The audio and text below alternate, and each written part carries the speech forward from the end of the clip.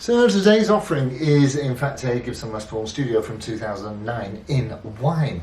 But I do have some general interesting news about Gibson Les Paul Studios. So we'll have a listen to this one first and then I shall tell you where I can. So let's go.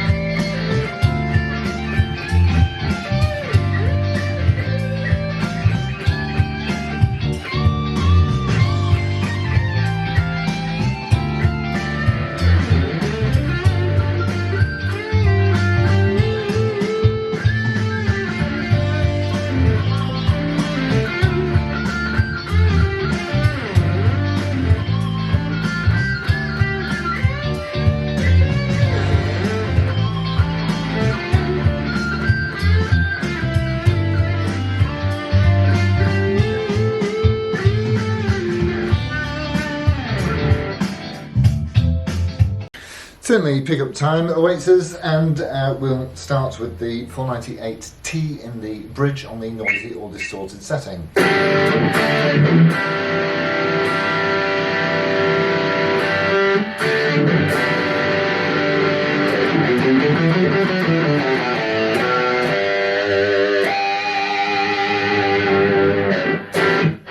Lovely, into the centre.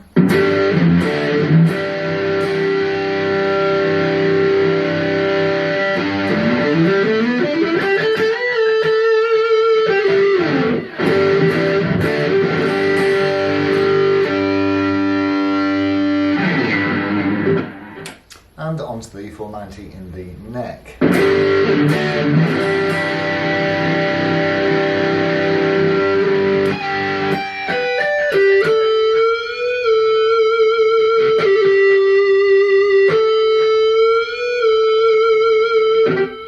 Fabulous. Right, let's see how it cleans up.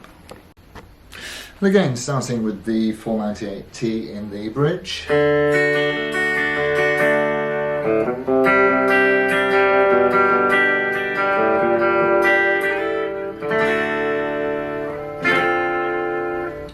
Into the centre. And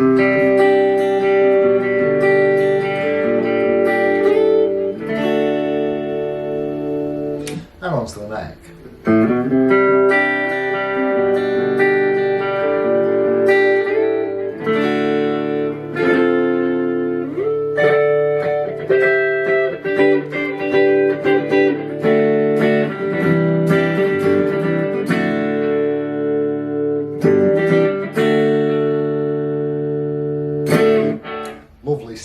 let's have a look round and I shall tell you what I can.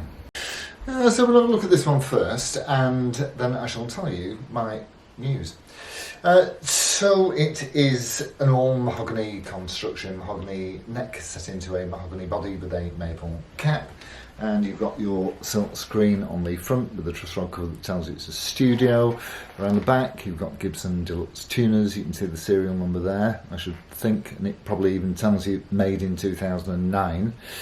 If you are in the market for one of these, always check where the head meets the neck and where the neck meets the body. And this one, you know, pretty low mileage, exhaust pipe in the usual place, cavity control plate where you'd expect to see it. Yeah, not much in terms of wear and tear on this one. Of course, you can always see the change in the wood grain where it goes from mahogany to the maple cap, and although the maple cap only looks thin here, you'll note that, of course, that is bellied. So when you actually get to, if you take the pickups out, you can actually see that the cap, instead of being 1/8 of an inch thick there, is probably somewhere between 1/4 and 1/2 when it gets into the centre. So you've got a rosewood fretboard, certainly with these older models. You've got rosewood fretboard with trapezoid, perloid inlays, acrylic inlays, 490 in the neck and a 498T in the bridge. Bridge setup is that standard Nashville tunematic with a stop tail behind it, and you've got 2 volumes up and 2 tones down, and a scratch plate. I do like a scratch plate, and there's some nice figuring going on in this one as well, isn't there? You see, it's got a few age-related marks, but nothing much going on. If you can find one in this kind of order, you'll be very happy, because the studio is dead. Long live the studio. If you want a shiny studio now, you have no this certainly, as we speak now in July 2024, you have got absolutely no other choice than to buy used. If you go onto Gibson's catalog, if you go onto Gibson's website, onto their catalogue, you will only see one shiny studio, one gloss finish studio, and that's the Smokehouse Burst, and you'll see no price underneath it, and then when you click on that product it will say product discontinued. And the new studios now are called the Gibson Modern Studio, and they're 2,000 quid, you know, RRP from the Gibson catalogue, £2,000, which is that's pricey, I think. And they've got it's a satin finish. The gloss no longer exists. So if you want that shiny finish, you're buying used. That's your choice. And they're just such great guitar. I mean, I'm sure that the modern ones are just every bit as good, and we will see them at some point, because, you know, we like Gibsons. They're nice guitars. And yes, so back to this particular one. String height is as normal. It'll be somewhere between, well, I think it's about 1.1, something like that. Certainly a shade below 1.25. 1.25 is normally what I aim for, but this just happened to come out at a little bit less when I measured it, and it played fine with no buzzing or choking or any of that kind of thing. And so, you know, they've got plenty of power. They're just competent. They're just competent guitars. They're brilliant. You cannot go wrong with them.